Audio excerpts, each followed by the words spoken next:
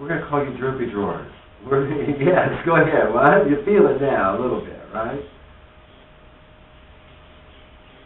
That's correct. So we're going to call you droopy heart, not droopy drawers. Droopy heart is, again, what there's been is a clouding of the revelations of your heart. There's been a clouding because of the complications in the lower chakras, particularly the third. At any point that you feel confused, try to allow the heart and the third chakra to separate. And the heart come back into the chest.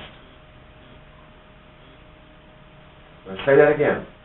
If you start to feel angry, confused, hurt, scared, this is a meditation. This is going to say a daily meditation you can use for the next week. We want to see how well this works for you, okay? There's a lot of complications that occur in the physical from this. Because what we're saying is that if you start to feel the list we just named, angry, scared, confused, lost, exhausted,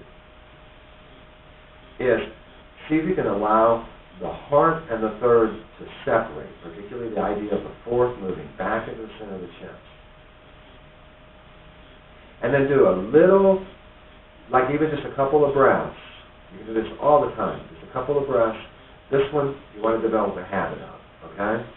Write it down, take it to work with you. Put it in a prominent place on your desk. Put it in a place in your, a couple places in your houses, in your house, okay? Where you feel the heart and the third separate, the heart back in the center of the chest, and the heart chakra hook into the fifth, sixth, and particularly the seventh chakra.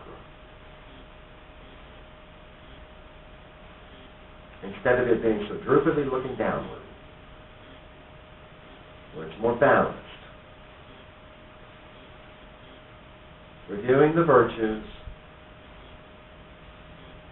looking at some of the troubles, particularly of other people, and the heart begins shining like you know you need it to. Okay?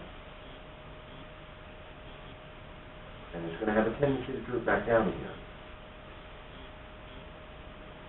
Where if your heart isn't shining bright enough, you think, and what it is that it's like a magnet. It gets drawn down into. Just again, just back to how you've been hurt. Where the heart will get drawn down into the confusions, the difficulties.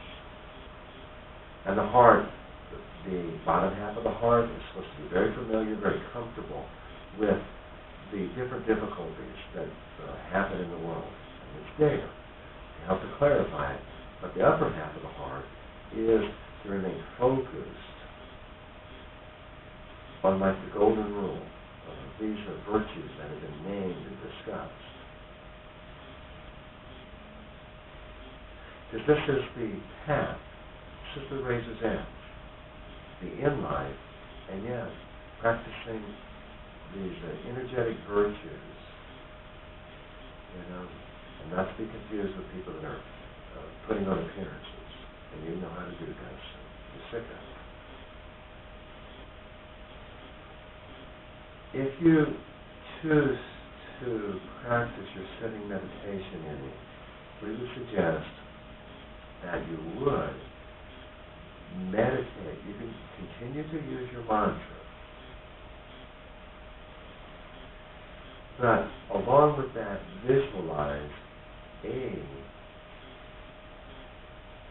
8-pointed star squarely in the center of your chest.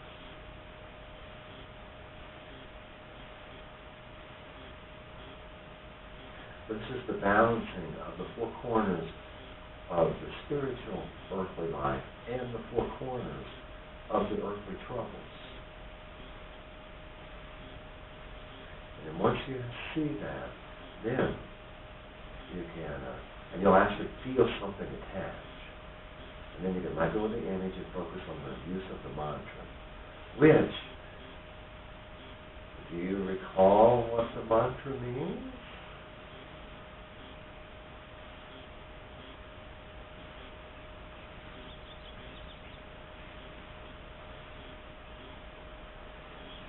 Okay, so you were taught 2 or 3 different mantras. Do you remember being initiated into the meditation the profound man taught the second time you went?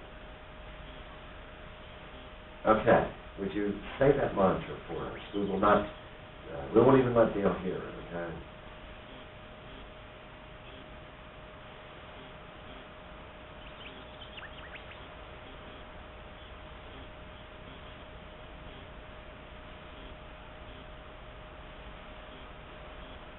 Yes.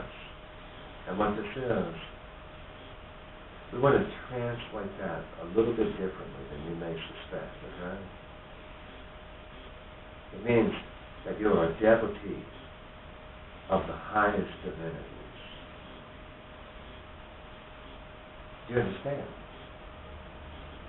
Yeah. You wish to emulate the virtues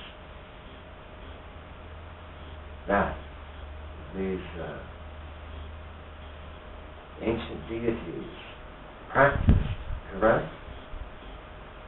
It is not the worship of the form, it is the worship of the actions they perform. That's correct, Yeah.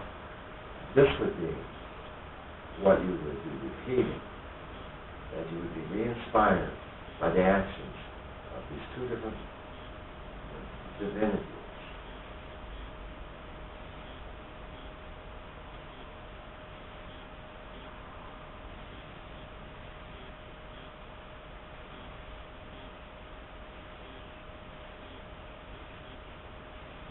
There's something strange happening in your heart right now. No, imagine that. We're going to be quiet and let it deepen, okay? Yeah, you're going to...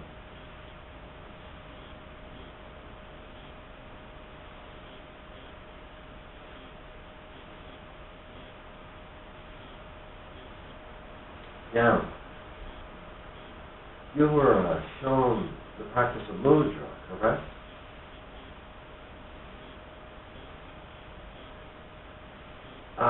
First finger and thumb in the circle of the infinity of the infinite ones, correct?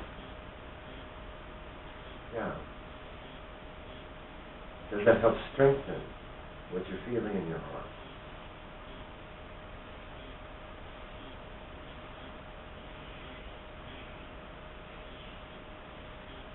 Does the heart feel balanced and centered, right poised, right in the middle of the difficult and the triumphant ease of the spiritual life?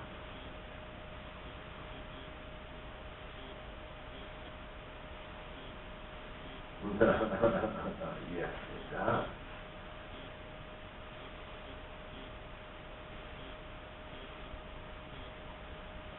And then allowing yourself to be aware of the breath at the same time that you are listening to us and the mantra and the feeling in the heart is felt.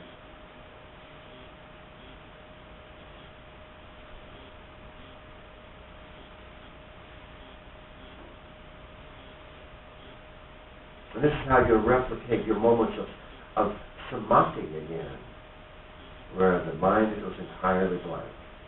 This is how you did it. We want to refine what you were shown, add additional couple of understandings to it. Now, you could just put down, so you were saying, this feels very calmly aware and yet very peaceful at the same moment, correct? Don't go to, don't slip away on this yet, is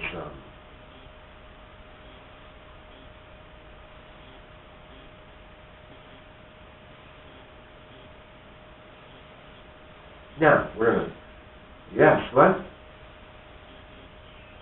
That's right. We were getting ready to clap our hands and say, wake up. And you said, I'm here. You beat us to the clap.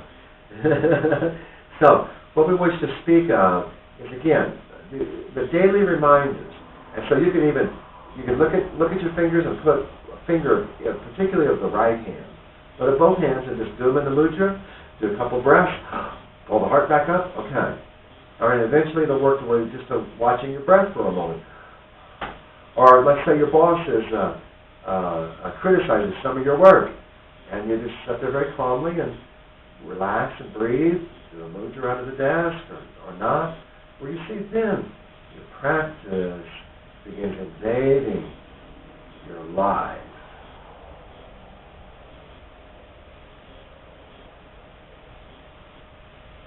And for you, you're a practitioner of the stabilization, of the balance of the spiritual and the spiritual regular householder path.